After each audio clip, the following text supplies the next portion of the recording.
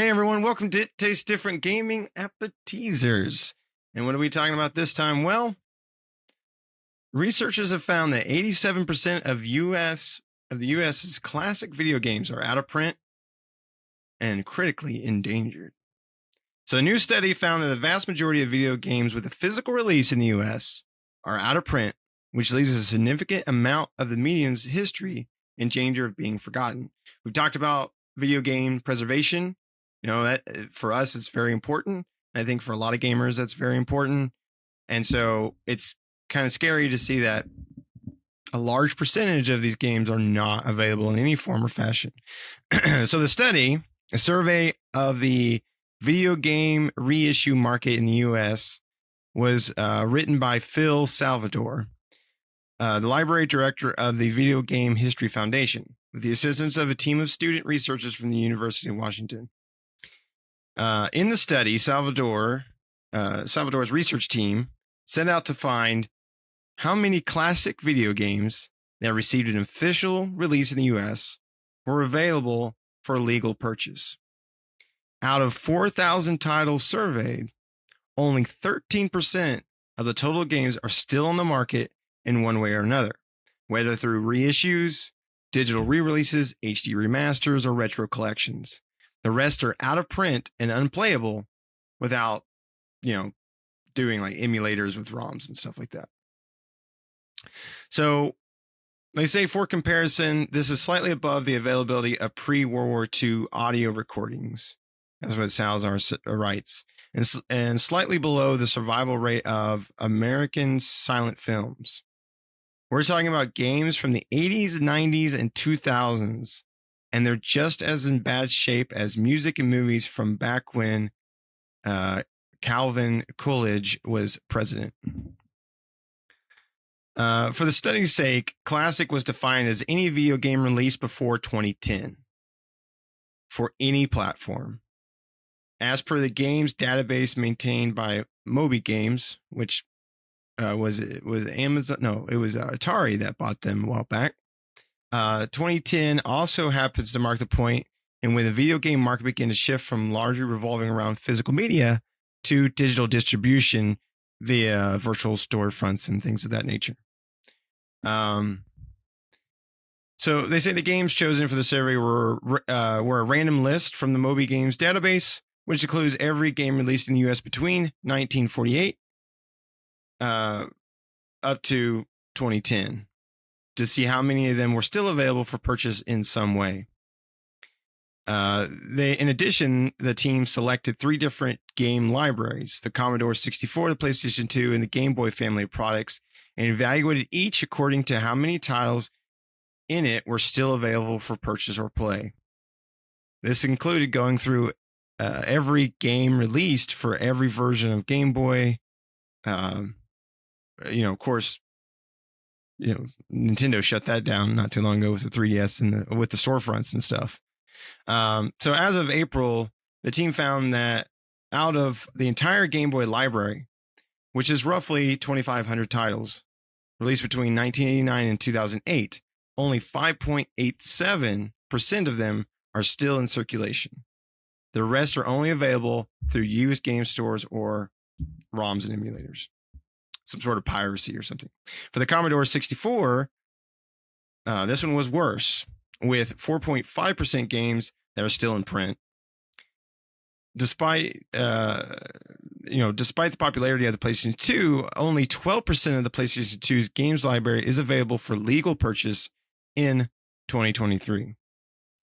Now, that's not talking about. That's only 12%. That's pretty small for that library. I mean, that's a huge library of games. And only 12% are available for legal purchase. Meaning, if you want to play a lot of these titles, you either have to come across them in some sort of gaming convention or something like that, or which you're probably going to have to pay a pretty penny for, or pirate these games in some form or fashion if you wanted to play them. In general, it means that the most popular games for any given system have remained on the market. Of course, I mean, that makes sense. If they're super popular, they're probably easy to still pick up and buy. But the rare obscure games, which is a lot of, for myself, that's a lot of the games I like to play. and I like to experience because, I've played all the popular ones, and I like those too. But I like the ones, I'll pick up a game that I've never even heard of before. It just looks cool, and it's called like whatever, I don't know, some weird name, and then it ends up being a cool game, right? Sometimes not, or sometimes yeah, but sometimes you miss out on those games that you didn't know were going to be cool. I always think about which is not a super old game now, but Aegis Rim, right? I think what was called, or the Sentinels game, 16 Sentinels or whatever it was. That game was awesome, and I only picked that one up. I think it's now on Switch now, but it was on the PlayStation 4. I only picked that one up because I thought it looked cool. Never heard anything about it, didn't know anything about it. I just thought, oh, that looks cool. So I bought it. And it ended up being really cool. I convinced all these guys to play it, and that was like one of our most favorite games out of all of us. Yeah, we all reviewed it and really enjoyed the hell out of it. I even played it on the PlayStation VR because my TV was being occupied by a turd. Yeah, I know that game's on Switch, so that game is more accessible, and I think you can still buy that one. I pretty much see that game even for PlayStation 4 sitting on the shelf most of the time. So, but still though, it's like those obscure games. If you don't get them when they come out, I mean, even the games. Think about the games nowadays coming out, and those obscure titles, whether you pick them up physically or on the virtual storefront. The only thing I don't like about the virtual storefront, besides, the one thing I do like is the convenience, but the other thing I don't like is when someone like Nintendo or Sony or Microsoft or whoever decides they're going to shut the storefront down. Then, where do my games go at that point, right? And granted, by that time, it's like 20 years later or something like that. So I assume they figure that most people aren't interested, so who cares, right? But, I cared because I was still buying. I have a 3DS. I have a Wii U. I was still buying games on there. Like some of the old, some digital ones that were only digital on those, or some titles that I knew that were on like the Wii U or the 3DS that are really hard to get or really super expensive. They're super cheap on the storefront. Now you can still play them if you bought them. That's the only thing. They closed the store, but you can still download and play those. But like, is there going to come a point where you can't download them anymore, right? And what are they going to do at that point? So it's like the obscure titles.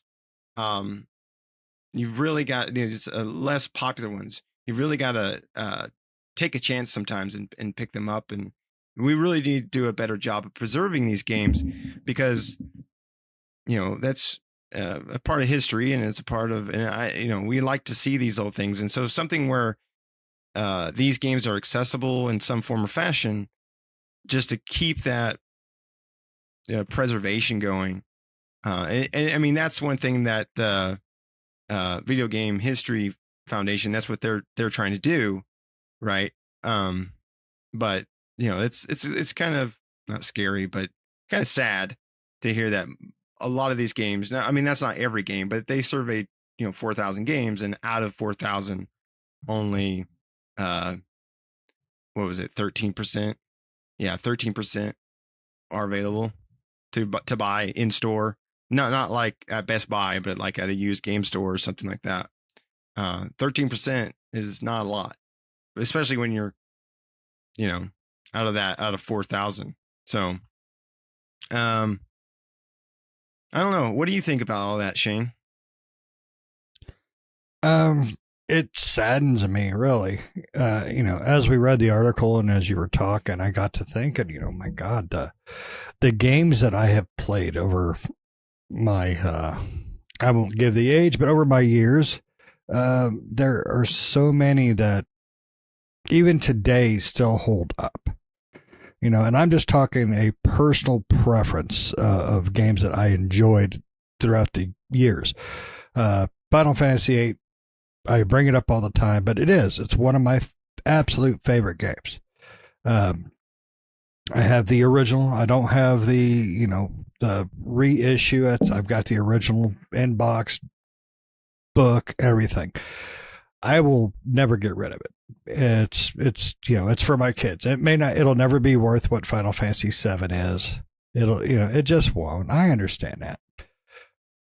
But when you start losing classic games, especially ones that you love, it sucks. It really does to think that I cannot. I mean, well, me and Nick, we always look at old game shops. I mean, we were just on vacation. We went like an hour out of our way to this place we found online, and it turned out to be a gym in the alligator swamps of Florida, and we spent just over an hour there, and loved every bloody second of it because they had games in there that Nick, look what I got! Oh my God, I found it! It's like I remember playing this. Can't afford it, but I love this game. And the owner was just as passionate as we were. We talked the entire time we were there with the owner, and it was just fantastic about all these old games. And the thing with games is kind of like cars. You don't know what you had till you got rid of it, and 20 years later, and you see somebody drive by and go, "I had that car. I had that car. Look how good looking that car is." My middle child, she is getting ready to hit 16, and she's showing me all these cars she likes, and they're all old. They're all, whether or not they're nice looking is a different story, but they're all old. And you got to cherish those things. How many games have we all gotten rid of? Between me and Nick, you guys listening, watching, how many games have you gotten rid of in your lifetime? And kicking yourself in the sack because you wish you had that game back. Not just because of the value it could be worth right now, but because it's just something that you never thought about disappearing on you, that you could never play again. And it's just garbage to think about it. I look over here at my little collection.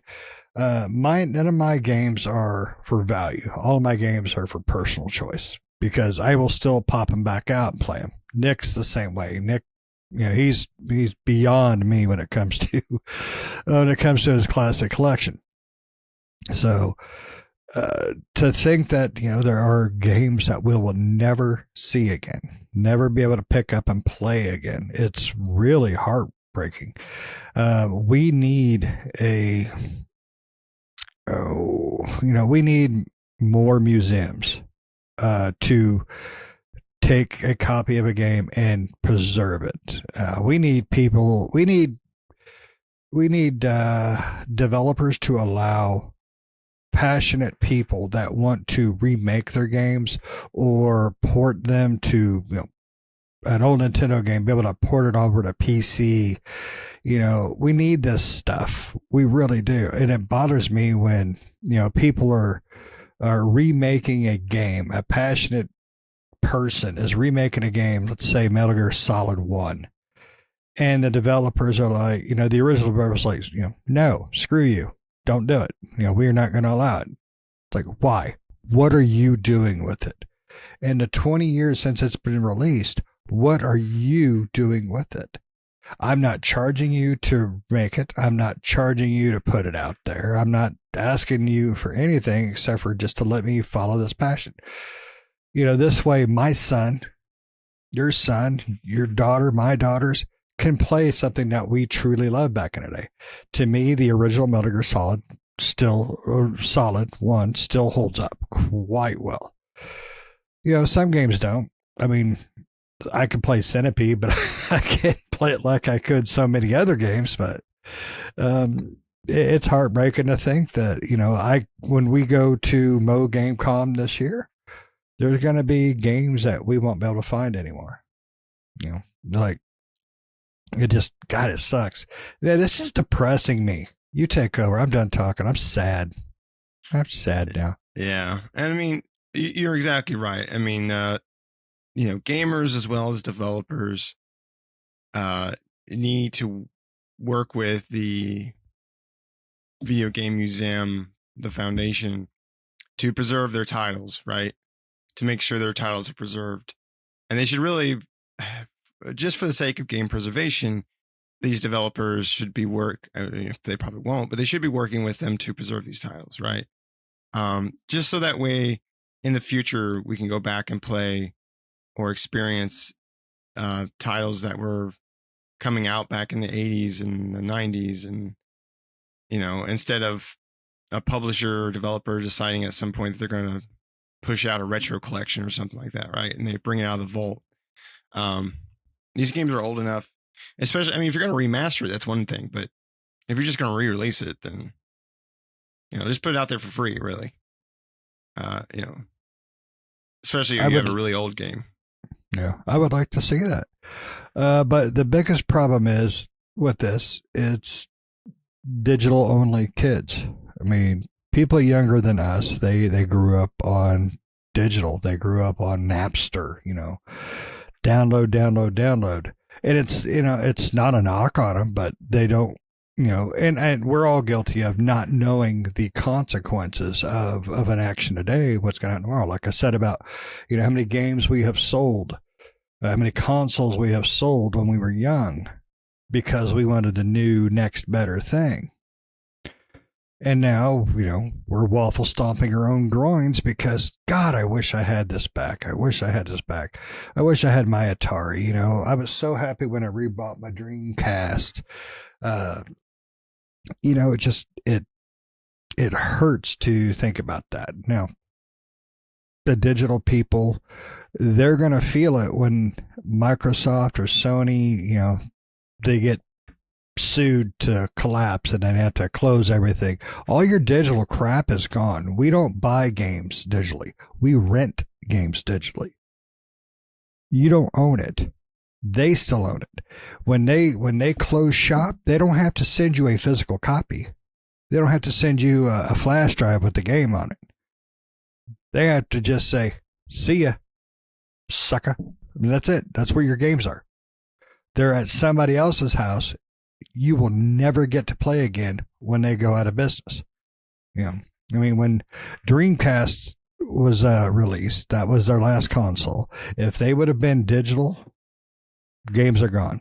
Microsoft, if they don't pull their heads out of their butts, this will be their last console.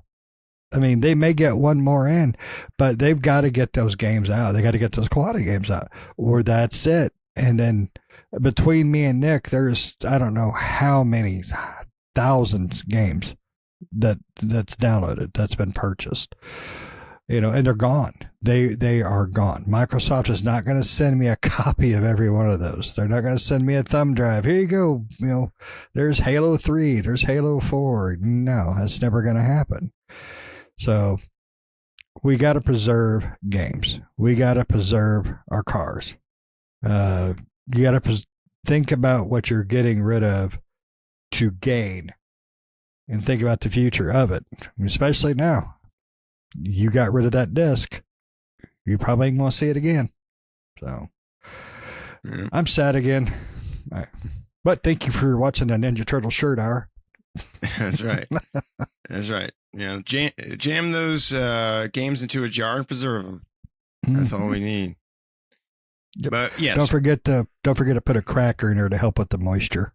Yes, so you can scoop.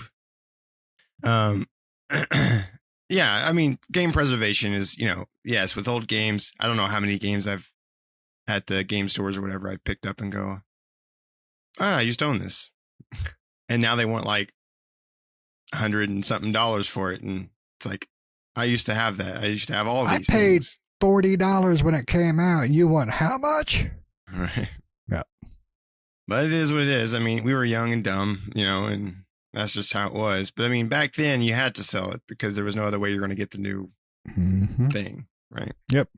Yeah, mom and dad weren't going to give you new money for everything. And, that one weird uncle, he was going to start asking for it for free. So you had to sell those games. Yeah.